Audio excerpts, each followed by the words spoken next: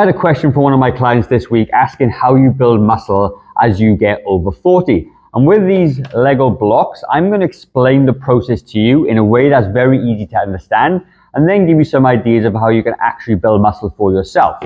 If you've not met yet, I'm Gavin, I'm a personal trainer and I co-own New Zealand's only fitness studio for people over the age of 40. And one of the things we do super well here is get people over 40 very, very strong. Doesn't matter if you're 40, 50, 60, 70 or 80, we've had people as high as 90. Every single one of them, without question, improves their strength. And it comes down to a couple of things. Number one, if this is your muscle right now, it's there, it's not being worked out, it's just existing. And it is relying, and it is as big as the load that is put upon it. So it just means that if you're not doing any kind of formal exercise right now, it will adjust to the daily activities that it needs to do. Muscle is a very active tissue, you see, and the thing of it is, if it doesn't need to overwork, then it will just grow and be as strong as it needs to be for you to carry out your daily functions. This, however, is a muscle that has been worked out, and you can see the little gaps in there. So what happens when you work out your muscle with resistance training, weights, bands, body weight? It creates small micro tears within the muscle. And then what our bodies do, because it's super clever, they will then use protein from your diet and they will start to fill in the gaps, okay? Whoops. Start to fill in the gaps and the muscle becomes bigger. So it goes from this muscle to this muscle. And imagine those holes are filled in now with new muscle, okay? And that is what happens, and that is how the process of muscle building happens. So there's a couple of things that you need to do to be able to stimulate muscle growth and strength as well, because the bigger the muscle, the stronger the muscle in general. The first thing you need to do is do some strength training.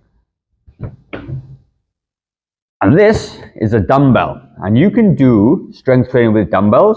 You can do them with bands. You can do them with your body weight. But I like dumbbells because they're a really easy, versatile way to do that.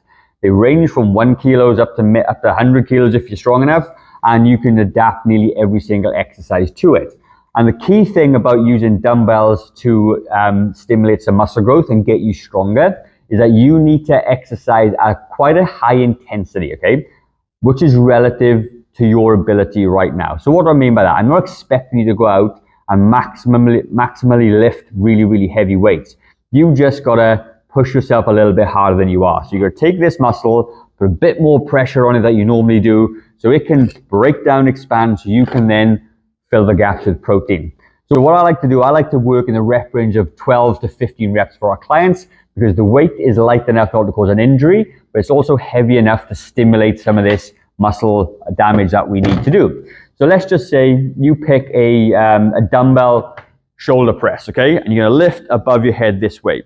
When you get to about 12 to 15, 12 is there, 13 is there, 14 is there, and then maybe 15 is there. You're not going to be pushing yourself to like a point where you can't lift that weight up off your shoulders. That's probably too heavy for you right now.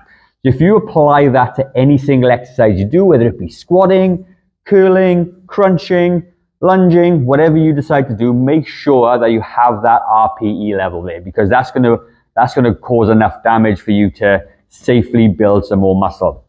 When it comes to how much you should do on a weekly basis, that is a great question as well. And you only need to be doing about 3 strength sessions per week. I like to use full body strength workouts. And if you would like a full body workout to follow as a starter, comment strength down below. I will send that over to you via email.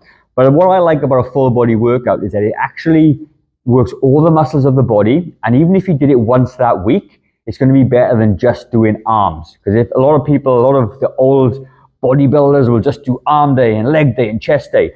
But the problem is, if you come in and you do arm day, because you like doing arm day, on Monday, and then you're too busy on Wednesday, Thursday, Friday for the rest of the week, then the week's done, you haven't worked your legs, your core, your chest, your back, and then you choose arm day again on Monday because you like arm day. So you end up getting a bit of a misrepresentation of muscles, and you do the exercise that you like. When you do a full body workout, that you could come in on Monday, just do everything, your legs, your back, your chest, your shoulders, your core, your balance, and you've done it for the week, okay, which is fantastic. You've hit everything once, and it's going to help you build this muscle. Now, how many times per week? Then I like to do about 3 times, like I said, and only for about 30 to 40 minutes. You don't need to go crazy. If you have about 7 exercises and they all about 12 to 15 reps, and you rest for 30 seconds in between each exercise, it'll only take you about half an hour. And most people, in fact, nearly everybody I know, has an hour and a half per week to spend on their strength. Because the thing of it is, if you don't work on your strength, then what happens is you start to lose muscle mass. And as we know, you are losing about 10% of your muscle mass every single decade. And that is super significant. And it is the difference between you being able to walk up some stairs and you being really struggling to walk up some stairs and needing some assistance. So we do understand that we need to get some of that muscle back. The next thing you might be wondering is how much protein do we need in our diets to build muscle? Well, what I like to use is a really simple equation. Whatever your height is in centimeters, that is how many grams of protein you need. So if I'm about 174 centimeters, I like about 174 grams of protein per day. And the thing of it is, it doesn't have to be perfect. It could be 200, it could be 150. It just needs to be more protein than you're doing now. But if you're going to start tracking your protein intake, 1 gram per centimeter is all you're going to need. And the protein sources that you're going to get that from are lean proteins, whey proteins, vegetarian proteins. Don't overthink it too much. Just get a little bit more protein in your diet. As I said, if you would like a copy of my full strength program, you're more than welcome to do it. Comment strength, I will send that over to you. I'm going to leave a video up in the top left hand corner there on a video that I think you may like. Head to that video and I'll see you over there.